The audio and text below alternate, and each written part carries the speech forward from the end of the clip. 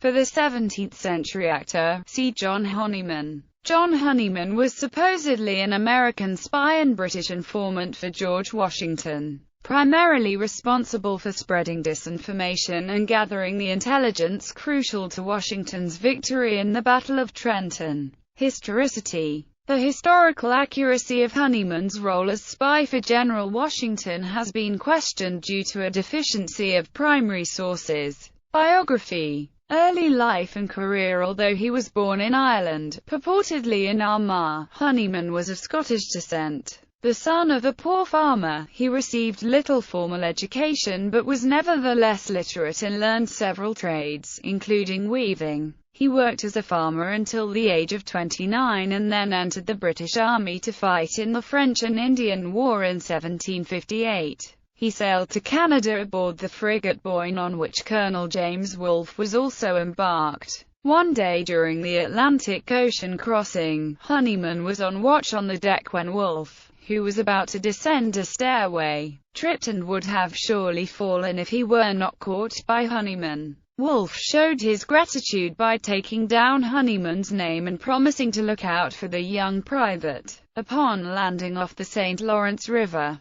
Honeyman's unit was almost immediately put into action against the French during the siege of Louisbourg, which ended after 48 days on July 26, 1758. Wolfe, who served under General Jeffrey Amherst, was shortly promoted to general. He remembered the young private who saved him aboard the Boyne and made him his bodyguard, with orders to remain with him at all times. The success of the siege cleared the way for the British expedition led by General Wolfe to take New France at Quebec City the following summer, and which culminated in the Battle of the Plains of Abraham on September 13, 1759. While it ended with a British victory, Wolfe was fatally shot and Honeyman was among those who carried the general down the heights to his shelter, where he died. Some people believe that one of the three men surrounding Wolfe in the painting La Morte de Wolfe by Benjamin West at the McCord Museum in Montreal, is John Honyman.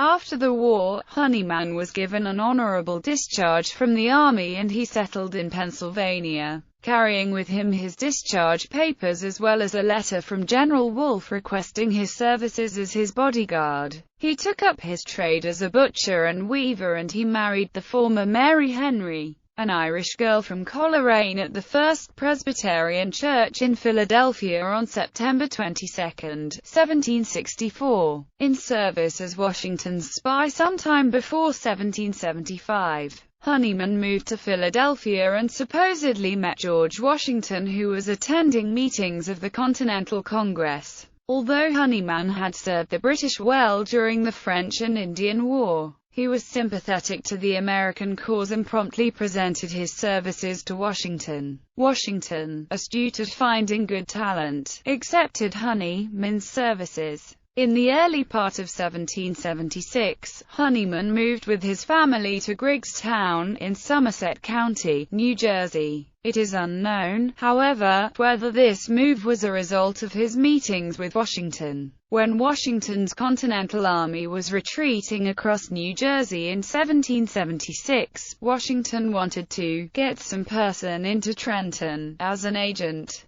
He called upon Honeyman for a meeting at Fort Lee, New Jersey in November, and there Honeyman agreed that he would act the part of a spy for the American cause in that part of New Jersey where he was most familiar. Washington told Honeyman to use the cover of a Tory. The fact that he served under Wolfe, as proven by his discharge papers as well as Wolfe's letter requesting his services as his bodyguard, guaranteed his acceptance by the enemy garrison in Trenton. Posing as a Tory, Honeyman, continuing his trade as a butcher and weaver, commenced his trade with the British. He was instructed to continue trading as much as possible behind the American lines in Griggstown and, if necessary, flee to Trenton, on the pretext of the danger posed to his family due to his double-dealing. This deceptive plan was so believable that a mob of angry American patriots raided Honeyman's house in Griggstown. Fortunately, his family were saved from certain harm by a signed letter from Washington guaranteeing their safety. while nevertheless calling Honeyman a notorious Tory. His credibility as a Tory now well established,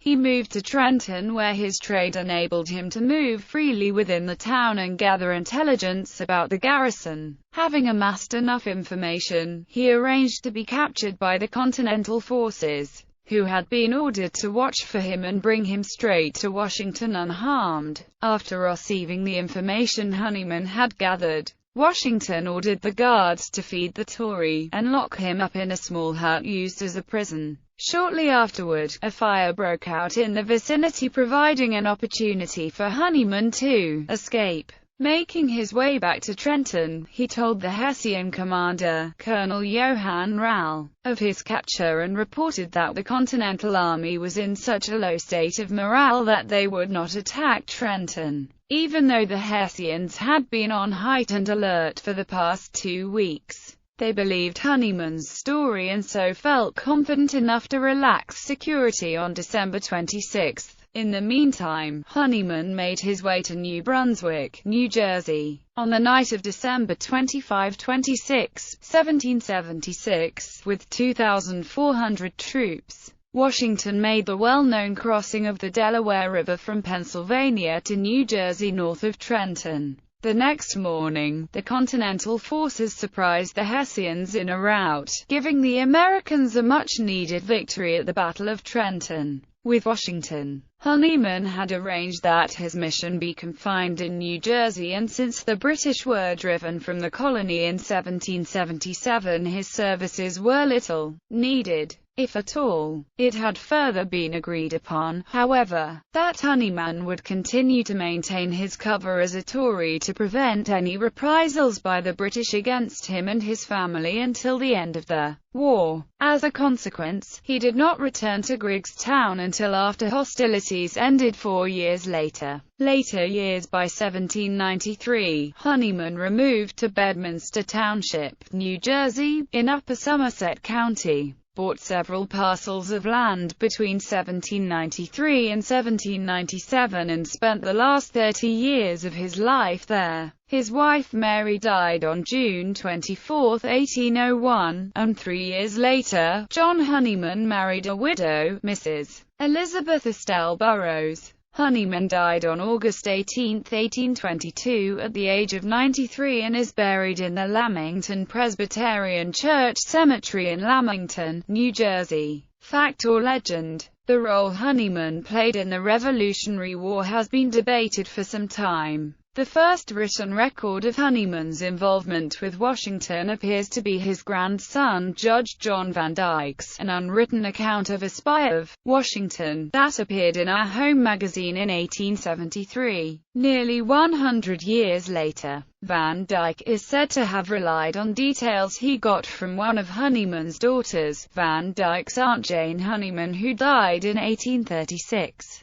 Doubters point to the lack of direct evidence to support the spy story, including the fact that the letter from Washington that protected the Honeyman family has never been seen outside the family. Some find it odd that a document of such apparent historic value has never surfaced publicly. Author Alexander Rose notes that not once is John Honyman mentioned in Washington's voluminous correspondence and papers, and that, upon meeting Honeyman, a veteran of the British Army, Washington would have been more likely to recruit him as a sergeant than as a spy. Supporters argue that the lack of direct evidence merely points to the excellent job Honeyman did concealing his actions as a spy. Some have offered circumstantial evidence to support the spy story. Historians have pointed out that several legal actions brought against Honeyman for being a Tory appear to have been dismissed. Honeyman even sought compensation for losses he suffered during the war, something a Tory would not have considered.